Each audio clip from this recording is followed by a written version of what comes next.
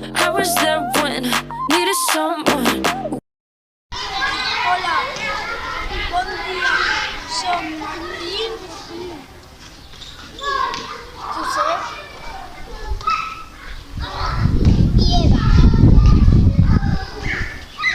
i us anem a presentar la llengua de signes en esports.